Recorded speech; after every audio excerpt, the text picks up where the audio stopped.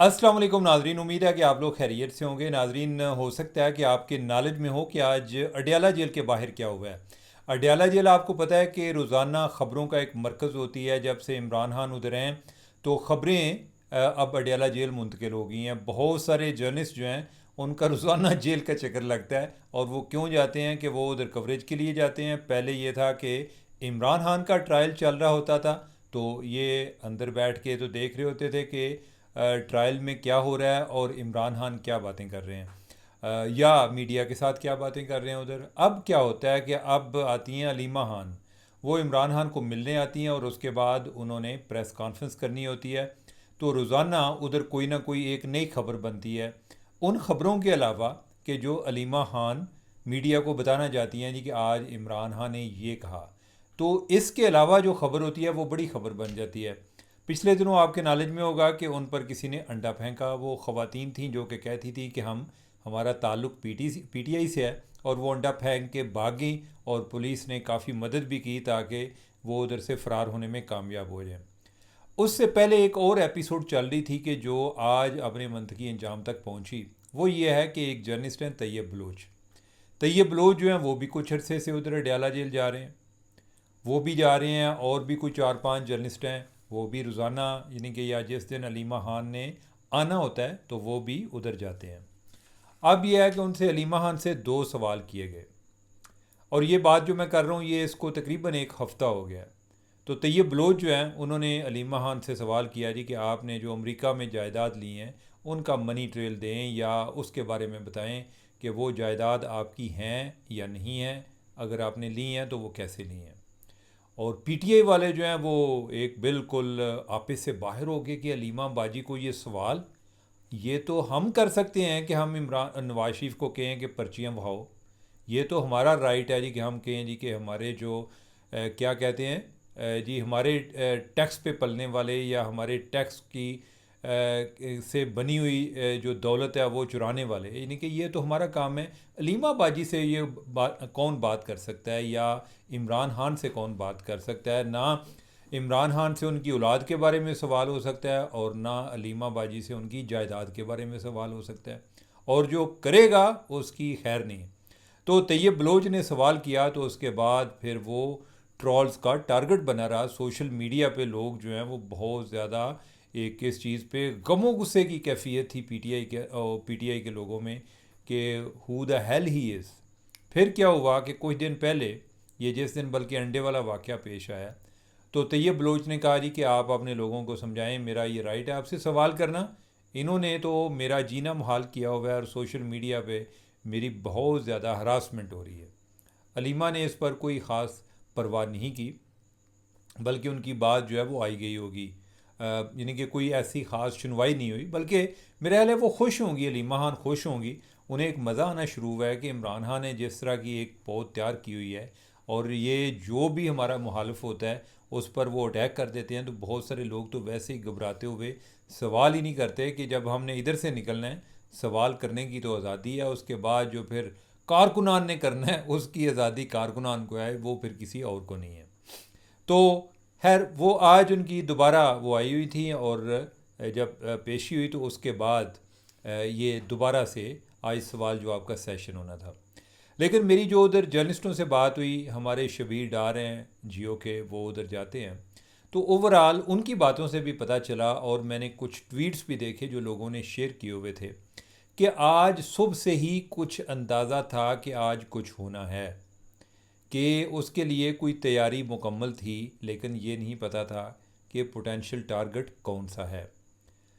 हो सकता है लोगों का अंदाज़ा हो कि इनको तैयब बलोच वगैरह तंग करते हैं तो उनको टारगेट किया जाए।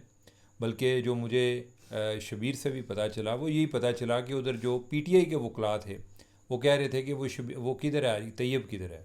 तो लिहाजा वो उसके बारे में पहले से ही वो उस टो में थे, या आप कह लें अगर उनके पर्सपेक्टिव से बात की जाए तो वो कहेंगे जी कि हम चाह रहे थे कि हम उसको मिलकर समझाएं कि भाई आपने ये सवाल नहीं करना।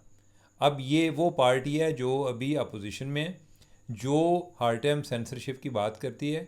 अपोजिशन में होते हुए और बकौल इनके के अपने बदतरीन दौर से या बदतरीन मुजालम हो रहे हैं, इसके बावजूद यानी कि इनको सवाल नहीं किया जा सकता। खैर ये है कि तैयब बलोच से मामला आने से पहले उधर कोई लोग तकरीबन को कारकुनान जिनको कहते हैं, कोई तकरीबन 200 के करीब कारकुनान मौजूद थे। अभी जो शबीर के बकौल, यानी कि वो चूँकि रोज़ाना जाते हैं तो मैं उनकी बात का इस रेफरेंस भी दे रहा हूँ, क्योंकि वो तो अभी आधे कैदी हो चुके हैं। यानी कि इतनी दफ़ा उन्होंने जेल की, इतनी देर से वो रिपोर्टिंग कर रहे हैं इमरान खान की, कि ऐसे ही लगता है कि जैसे ये घर सोने जाते हैं। ये वो कैदी हैं कि जिनको रात को घर जाने की इजाज़त होती है, सारा दिन इन्होंने जेल में गुजारना होता है।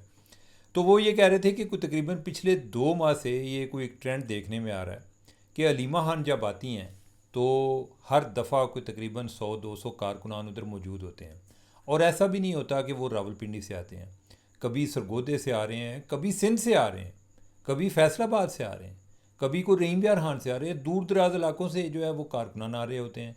उनकी ड्यूटीज़ लगी होती है जी कि आज आपने पहुंचना है, आज आपने पहुंचना है। यानी कि बाकायदा तौर पे जो अलीमा खान है उनका भी एक कल्ट तैयार हो रहा है कि वो फातिमा जनाब बन रही हैं, जो कि इमरान खान समझते हैं, वो अपने आप को कायदे आज़म समझते हैं। और उनकी ख्वाहिश थी कि अगर वो जेल से बाहर होते हैं तो अलीमा खान जो है वो कोई फातिमा जनाब ना बन पाती, लेकिन अलीमा खान अब बन रही है। तो खैर ये है कि तैयब बलोच से पर आज बात आने से पहले एक और जर्नलिस्ट हैं और उसका नाम है एजाज़ अहमद। एजाज़ अहमद जो है ना, उनका ताल्लुक़ GNN टेलीविज़न से है। वो काफ़ी देर से जो है वो उधर जाके कवरेज करते हैं। तो आज जब उन्होंने कारकुनान का हजूम देखा तो उन्हें लगा कि इधर तो सवाल नहीं हो सकता। वो गए अलीमा खान के पास, उन्होंने कहा कि इनको ज़रा कारकुनान को स्कैटर करें, यानी कि हमने तो सवाल नहीं कर सकेंगे जितने ये लोग मौजूद हैं। खैर ये है कि न जाने क्या हुआ, लेकिन उनको भी ऐसे है कि किसी ने धक्का मारा या क्या हुआ, वो भी कहीं गिर गए। अब यह है कि जो 2 सवाल हो रहे थे उधर हो रहे होते थे, एक तैयब बलोच का था कि अलीमा खान की जायदाद के हवाले से, दूसरा एक और जर्नलिस्ट हैं फैसल हकीम। फैसल हकीम जो हैं उनका ये सवाल होता था कि आपकी बुशरा बीबी के साथ कोई इख्तलाफ चल रहे हैं, कोई लड़ाई चल रही है। ये 2 सवाल होते थे जो कि अलीमा खान इनको इंतहाई पर्सनल लेती थी। पहला उनके ज़ाती फाइनेंसेस के हवाले से था, जो कि उनसे पूछा जा सकता है। और वैसे भी यानी कि वो तो बाकियों से पूछने वाले हैं ना, यानी कि उनका ख्याल है कि वो हर एक से पूछने का हक़ रखते हैं, तो लिहाजा उनसे भी पूछा जा सकता है। तो बुशरा बीबी के हवाले से भी बातें अक्सर इनकी पार्टी में चलती रहती हैं कि इनके आपस में इख्तलाफात भी हैं, अलग-अलग लॉबीज़ भी हैं। कोई एक की सेनेटर है, कोई दूसरी की सेनेटर है, यानी कि उन्होंने अपनी अपनी मर्ज़ी की मखसूस नशिस्तों पर कोई ख़वातीन को भी आगे पार्लियामेंट में लेकर गए हैं। खैर ये है कि अलीमा खान इन दोनों सवालों से इनका जवाब देने को वो तैयार नहीं थी, लेकिन आज जो बाकी जवाब देने वाले लोग हैं वो तैयार मौजूद थे। तो आज जो तैयब बलोच ने फिर अपना एहतजाज रिकॉर्ड कराया है कि जी सोशल मीडिया पे मेरे साथ बहुत ज़्यादती हो रही है, आपके लोग ट्रोलिंग करते हैं, आप इनको समझाएं, आप इनको रोकें, आप इस चीज़ को कंडेम करें। उस दौरान कोई नईम पंजोता उधर वकील थे, उन्होंने इसको समझाया कि तेरा ये लेवल नहीं है सवाल करने वाला। यानी कि उधर जो लेवल तय करने के लिए पंजोता साहब मौजूद थे कि कौन सा बंदा अलीमा खान को सवाल कर सकता है और कौन सा नहीं। ये ख़ुद हर एक को कर सकते हैं, इनको सवाल करने के लिए लेवल चाहिए। शायद लेवल से उनका मतलब ये हो कि कोई भाई यानी कि अगर कोई हमने को गाली निकाल दी तो को आप जवाब दे लोगे या नहीं दे लोगे, कोई इतना लेवल तुम्हारा है या नहीं। शायद इस लिहाज से उसकी क्वालिफ़िकेशन चेक कर रहे हैं। तो खैर ये है कि उसके बाद जो है इसको उन्होंने गिरा लिया और उसको मारा, तैयब बलोच को। और ये आज का वाक़या हुआ है। आज तक वैसे मैंने कभी सुना नहीं है कि जो एक पार्टी अपोजिशन में होती है, यानी कि गवर्नमेंट वाली पार्टी पे अक्सर लोगों को इतराज़ होता है जी कि ये गवर्नमेंट में आए हैं, ये अपनी औकात से निकल गए हैं। ये वाहिद पार्टी है जो अपोजिशन में हो या गवर्नमेंट में हो, ये इक़्तिदार में हो या इंतज़ार में हो, इनका रवैया एक जैसा होता है। ये सोशल मीडिया पर भी अक्सर लोगों को गालियाँ दे के उनको अपने हमनवा बनाते हैं। कई लोग जो हैं उनकी रोज़ी रोटी इनके साथ लगी हुई है, वो दिन रात इनकी कसीदा कोई करते रहते हैं और उसके बदले में उन्हें कुछ डॉलर मिलते हैं, यानी कि उनका भी काम चल रहा होता है। खैर ये जो वाक़या ये इंतहाई एक काबिल मज़म्मत भी है। अब इस पर क्या एक्शन लिया जाता है वक्त बताएगा। जो आप ये रिकॉर्डिंग से पहले मैंने जो पता किया वो यही था कि जो जर्नलिस्ट हैं वो उस टाइम उधर पुलिस चौकी पर खड़े थे और उधर वो FIR दर्ज करा रहे थे, और पुलिस नू की चाहिए बहाना, तो वो तो पहले जो है वो झूठे केसेस बनाकर भी वो इनके बंदे पकड़ रहे होते थे, तो अभी तो उनके पास एक सच्चा केस भी आ गया। खैर ये है कि ये बहुत ही एक तशवीशनाक सूरत हाल है। नाजरीन, मैं आपको बताऊं कि ओवरऑल लोग ये कहते हैं पीटीआई वाले जो हैं ये एक सियासी जमात है। मैं नहीं समझता कि ये सियासी जमात है। ये एक इंतहा पसंद पार्टी है। इनका कोई सियासी तर्ज अमल है ही नहीं, इनका रवैया ऐसा नहीं है। अब कई लोगों को ये बात जो है इस पे ताज्जुब भी होगा, लेकिन मेरा इसके बारे में बड़ा कंसिडर्ड व्यू है। मैंने किसी पार्टी से टिकट नहीं लेना, लेकिन ये बात ज़रूर है कि इस तरह की जो पार्टी है इससे मुल्क को फ़ायदा को नहीं होता, नुकसान हो सकता है। तफरीक, नफ़रत, तकसीम बढ़ सकती है, कम नहीं हो सकती। तो अब यह है कि इन्हीं से रिलेटेड एक और भी जो इनकी चूँकि आपस में एक फ्रेंडली फायरिंग चलती रहती है और इनकी कोशिश होती है कि मीडिया जो है ना हर टाइम पीटीआई को कवर करता रहे, और बाकी जमातें जो है उन्होंने वैसे भी किया देने के मुँह ही घुंगड़ियाँ पाई हैं, उधर से कोई बात निकलती नहीं है और उस पर बात होती भी नहीं है। इनकी और एक लड़की है, ख़ातून है, सनम जावेद उसका नाम है। सनम जावेद जो है आपको पता है कि कुछ अरसे से वो भी एक ब्रांड बनी हुई है पार्टी के अंदर, और उसकी एक अपनी एक फॉलोइंग है या वो किसी की फॉलोअर है। वो आजकल है केपी में। अब केपी जो है ना वो जिस टाइम किसी टाइम पे जो ट्राइबल एरिया था उसको पंजाब में लोग इलाका गैर कहते थे, और पता चलता था जी कि वो फ़लाँ बंदा जी वो कत्ल करके इलाका गैर में चला गया। मतलब यह है कि उधर जो बाकी जो एक फ़ेडरल लॉज होते थे या इवन प्रोविंशियल लॉज होते थे वो उधर अप्लाई नहीं होते थे। आजकल जो है केपी जो है वो इलाका गैर बना हुआ है इस सेंस में कि जो पीटीआई के जितने भी लोग मतलूब हैं, वो चाहे इस्लामाबाद में हों, चाहे वो पंजाब में हो या किसी और सूबे में हो, उनके लिए जो पनाह गाह है वो केपी है। तो जो सनम जावेद है ये भी केपी में जाकर बैठी हुई हैं। इन पर जो 9 मई के केसेस हैं इसके हवाले से इनको सज़ा भी हुई है, लिहाजा इनका वापस आना जो है बड़ा मुश्किल है। अब जो है इनका कुछ दिनों से मैं देख रहा हूँ कि सोशल मीडिया पे ये सनम जावेद का और एक सलार वज़ीर है, इनकी लड़ाई चल रही होती है, एक दूसरे को गालियाँ दे रहे होते हैं।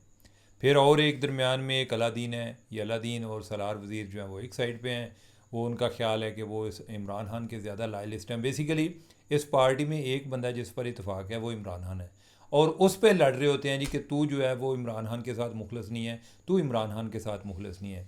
इमरान खान जेल के अंदर हो या बाहर हो, वो भी नहीं चाहते कि लड़ाई ख़त्म हो। उनको लगता है कि इस तरह ज़्यादा एक पार्टी में इत्तेहाद रहेगा, या कम अज़ कम यह है कि उन पर ज़्यादा एक एतमाद रहेगा कि यही हमारे दरमियान एक लीडर है जिस पे कंसेंसस है। तो जो सनम जावेद हैं उन्होंने कोई इनके बारे में बुरी भली बातें की।